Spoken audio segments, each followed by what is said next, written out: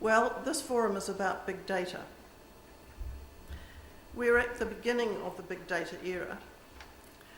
I used my trusty Google search to locate a couple of days ago the fact that a group of experts in the US very recently spent 2 days talking about the subject and came up with the following short but perhaps slightly contradictory conclusion. They said, big data means greater government and corporate transparency and threats to personal privacy. So that's an interesting US take on it. I'm not sure they got it quite right about the transparency, frankly, but this and other debating points will, of course, emerge over the day. So, what is big data? The numbers involved in describing the size of big data are almost beyond comprehension. My other trusty source, Wikipedia, tells me that in 2011, the amount of new electronic information generated and stored was 25 times the amount held in the US Library of Congress, and it's growing at a rate of 25% a year. For the technically minded, of course, this is many billions of exabytes. So what on earth are we doing with all this information? Well, big data is about a number of things. It's about business, commercial opportunity and advantage, but it's also about commercial exploitation of our personal information. Big data is also about government services to the citizens on the one hand, and perhaps saving money, and on the other, it's of course about government control of you and me. But it's also about research and knowledge, and it's about people and the way they live their lives. But let's keep it in perspective. Big data is not going to cure cancer, but it might help to inspire scientists and innovators to do so. It's not going to teach a child to read, but it will open up vast opportunities once she can read. It's not going to stop crime, but it might help the police to catch more criminals. And it's not necessarily going to mean the end of individual control over identity. But in the wrong hands, it could damage that control over personal identity quite severely. It's tempting at this point to refer to Douglas Adams' A Hitchhiker's Guide to the Galaxy, where a race of hyper-intelligent pan-dimensional beings built a computer named Deep Thought to calculate the answer to the ultimate question of life, the universe, and everything. When the answer was revealed to be 42, Deep Thought explained that the answer was incomprehensible because the beings didn't know what they were asking. So I think there's possibly a little lesson to be learned there about how we tackle this era of big data. The trick with the big data will be to get the benefits and use the power of deep thought while keeping control over our independence, our lives, and our privacy. Big data will inevitably be a vital element of our future, as I've sketched out from some of the uses. So the speakers today have a big challenge. They've got to try and give us, the hyper-intelligent beings, some handles, ideas and concepts to grasp onto so we can make some sense of this new era, and perhaps for you, the audience, to go one better than the hyper-intelligent beings. Welcome, Minister. With your excellent questions. So the speakers are challenged and you are challenged to be the hyper-intelligent beings and compete with deep thought. I also have one or two short announcements to make. This morning we released our latest UMR survey and of attitudes to privacy, and there's a summary available in your packs for the conference.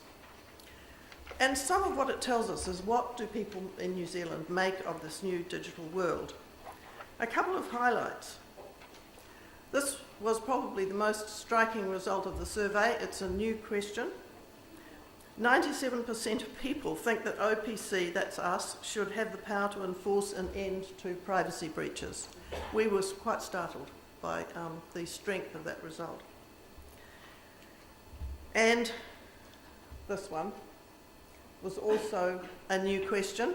And these two questions, by the way, were based on the recommendations of the Law Commission. So what we were doing here was testing what people thought of the Law Commission recommendations. So again, almost amazingly strong result.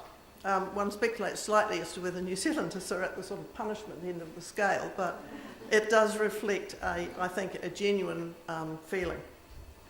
So generally, the survey reflects growing levels of concern. Just to put it in perspective, in the last 10 years, general concern about privacy has risen from 47% in 2001 to 67% in 2012. So the survey shows that people have big worries about their information being silently shared and used online by business, government, and the health services. Public discomfort, tracking at levels of 80 to 90% over the last few years, should worry your organisation, whether public or private. Well, what do people think about today's topic of big data? To take another two relevant findings, a majority are unhappy about targeted marketing, and most are uncomfortable about offshore storage of their data. That's, in other words, cloud computing.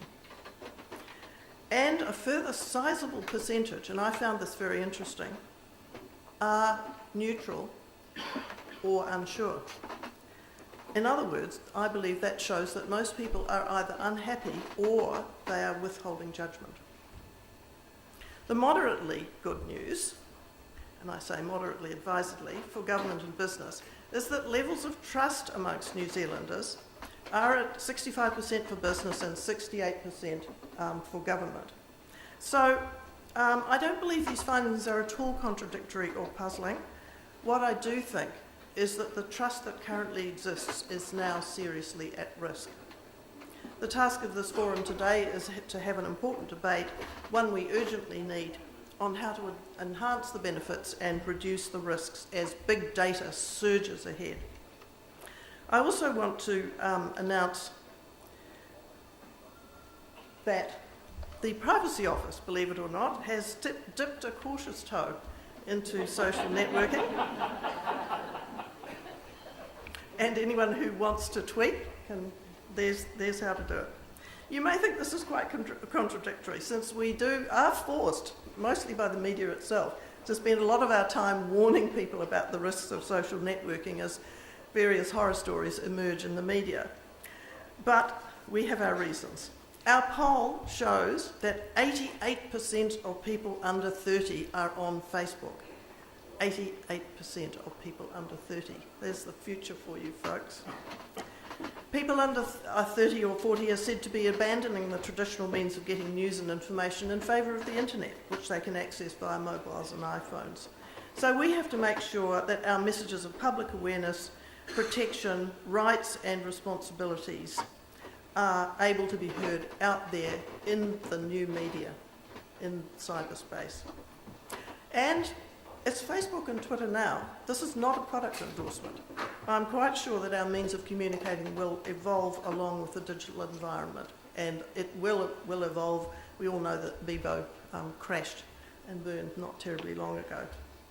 So it is now my privilege to introduce the Honourable Judith Collins, Minister of Justice, to open our forum today. Judith Collins has a distinguished track record as a practising lawyer, former president of the Auckland District Law Society, and as an MP elected in 2002. She is now a front bench cabinet minister and holds the significant portfolios of justice, ACC and ethnic affairs.